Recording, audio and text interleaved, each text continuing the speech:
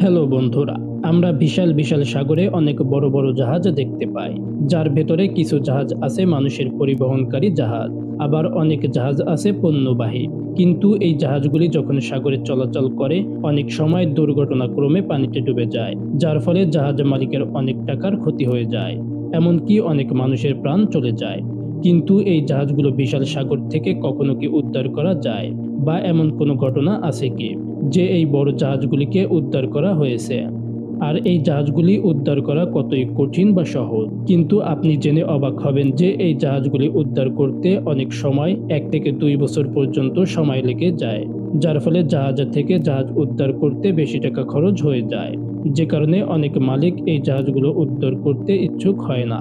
তবে জাহাজে থাকা অনেক পণ্য উদ্ধার করতে প্রয়োজন হয়, কারণ এই পণ্যগুলি অনেক টাকার হয়ে থাকে, যে কারণে পণ্যগুলি উদ্ধার করার জন্য বেশি গুরুত্ব দেওয়া হয়। তবে কিভাবে উদ্ধার করা হয়, আজকের এই ভিডিওতে জানবো এই উদ্ধার কাজ সম্পর্কে। জাহাজগুলি বড় হওয়ার সাথে সাথে মার্কিন যুক্তরাষ্ট্র ক্রু এবং বিলিয়ন ডলারের জাহাজগুলিকে উদ্ধার করার জন্য স্মার্ট এবং উপযুক্ত পদ্ধতি তৈরি করে। উদ্ধার অভিযানগুলি 1910 সালের ব্রাসেলস কনভেনশন দ্বারা প্রতিষ্ঠিত। কোনো প্রতিকার নেই, কোনো বেতন নেই, নীতির অধীন।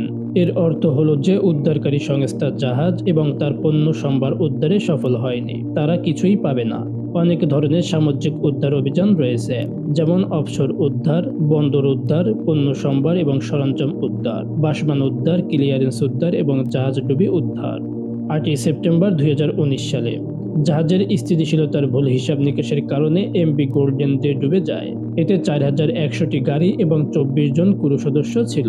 জাহাজের স্থায়িত্ব নির্ধারণ করতে ব্যর্থতার কারণে জাহাজটি 90 ডিগ্রিতে মাটিতে পড়ে যায়। জাহাজে আগুন লাগার পর পরিস্থিতি আরও খারাপ হয়ে যায়। আগুন নেভাতে এবং 24 জন ক্রু সদস্যকে উদ্ধার করতে সমুদ্র ও আকাশপথে অগ্নি নির্বাপক এবং অত্যন্ত দক্ষ দল পৌঁছায়।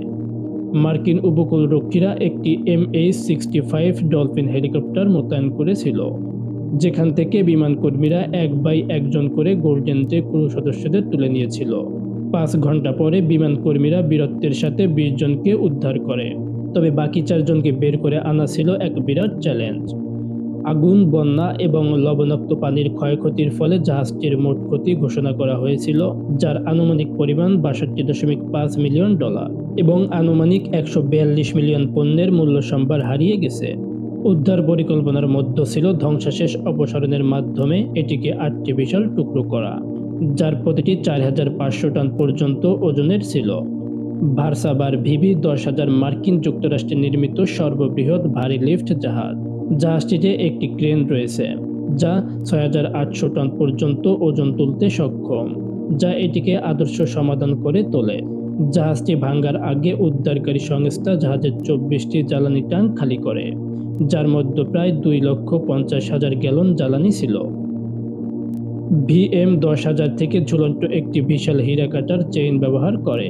জল থেকে টেনে তোলার পর ক্রেনটি প্রতিটি অংশকে একটি বার্জে চাপিয়ে দেয়, যা তাদের ভাঙার জন্য তীরে নিয়ে যায়। এটি ছিল একটি ক্লান্তিকর মিশন।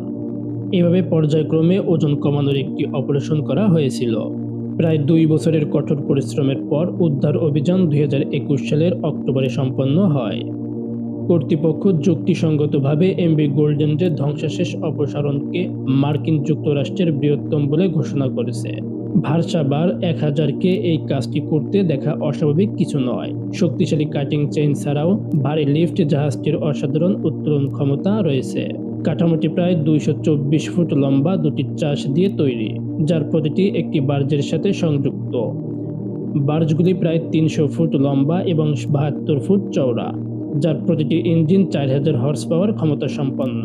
এই বার্জের দুটি গর্তের মধ্যে 160 ফুট ফাঁকা জায়গা রয়েছে। একবার বার্জটি তার জায়গা খুঁজে পেলে একজন ক্রেন অপারেটর সমাধানে তার উপর বোঝা নামিয়ে দেন, যা ভবিষ্যতে ব্যবহারের জন্য তীরে পরিবহন করা হবে।